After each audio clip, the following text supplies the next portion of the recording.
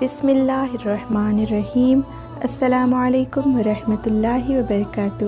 میری اردو ڈائری میں آپ سب کو خوش آمدید۔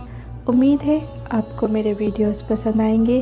پسند آنے پر لائک کریں، دوستوں کے ساتھ شیئر کریں اور سبسکرائب کرنا نہ بھولیں۔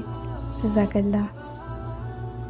زندگی قدرے آسان ہو گئی جب میں نے یہ جان لیا کہ ہر شخص اپنی زبان سے اپنا ظرف اور اپنی تربیت دکھاتا ہے، دوسرے کا عکس نہیں۔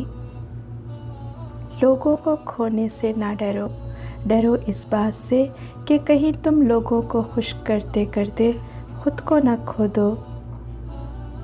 کسی کے محل نما گھر کو دیکھ کر ان کی زندگی پر رشک اور خود کی زندگی پر افسوس نہ کرو۔ دیکھنا ہی ہے تو جاؤ اور جا کر قبرستان کا ایک چکر لگا آؤ۔ یقیناً تم پہچان نہ پاؤ گے کہ کون محل نما گھر میں رہتا تھا اور کون جھونپڑی میں۔ مجھے وہ لوگ اچھے لگتے ہیں جو زندگی کی تلخیوں کی وجہ سے خود تلخ نہیں ہوتے، جو مسکراتے ہیں، ہلکے پھلکے انداز میں بات کہتے اور سنتے ہیں۔ یقین جانیں زندگی انہی لوگوں کی وجہ سے خوبصورت ہے۔ احساس کا ترجمہ نہیں ہوا کرتا، اور جو انسان بے حسی پر اتر آئے اس کے سامنے آپ اپنا دل نکال کر بھی رکھ دے، اس کی بے حسی میں کوئی فرق نہیں آتا۔ پرانے لوگ سمجھدار تھے، تعلقات سنبھالتے تھے، پھر لوگ پریکٹیکل ہو گئے، تعلق سے فائدہ نکالنے لگے۔ اب لوگ پروفیشنل ہیں، فائدہ ہو تو تعلق رکھتے ہیں۔ جو لوگ اپنا غصہ اور اپنی ناراضگی ظاہر کر دیتے ہیں ان سے مت گھبرایا کرو، وہ لوگ سچے ہوتے ہیں۔ ان لوگوں سے خود کو بچاؤ جو اپنے احساسات اپنے تک رکھتے ہیں۔ اکثر ایسے لوگ ہی ہمیں نقصان پہنچا رہے ہوتے ہیں اور ہمیں پتہ بھی نہیں ہوتا۔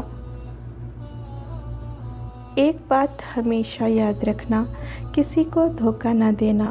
دھوکے میں بڑی جان ہوتی ہے، یہ کبھی نہیں مرتا، گھوم کر ایک دن واپس آپ کے پاس پہنچ ہی جاتا ہے، کیونکہ اس کو اپنے ٹھکانے سے بہت محبت ہوتی ہے۔ ایک خوبصورت دل ہزار خوبصورت چہروں سے بہتر ہے، اس لیے زندگی میں ہمیشہ ایسے لوگوں کا انتخاب کریں جن کے دل ان کے چہروں سے زیادہ خوبصورت اور صاف ہوں۔ انسان پر کئی طرح کا بوجھ ہوتا ہے، ہمارے اوپر سب سے بڑا بوجھ تکبر کا ہے، اور ہم یہ جانے بغیر کہ اللہ کے نزدیک کون بڑا ہے اور کون گھٹیا، فیصلے خود ہی کرتے رہتے ہیں۔ جو گمراہی کے بعد ہدایت پا لینے کی قدر کرتا ہے اور زیادہ سے زیادہ نیکیاں کمانے کی کوشش میں لگا رہتا ہے تو ماضی کے گناہ اس کو غمزدہ نہیں کرتے۔ السلام علیکم ورحمۃ اللہ وبرکاتہ۔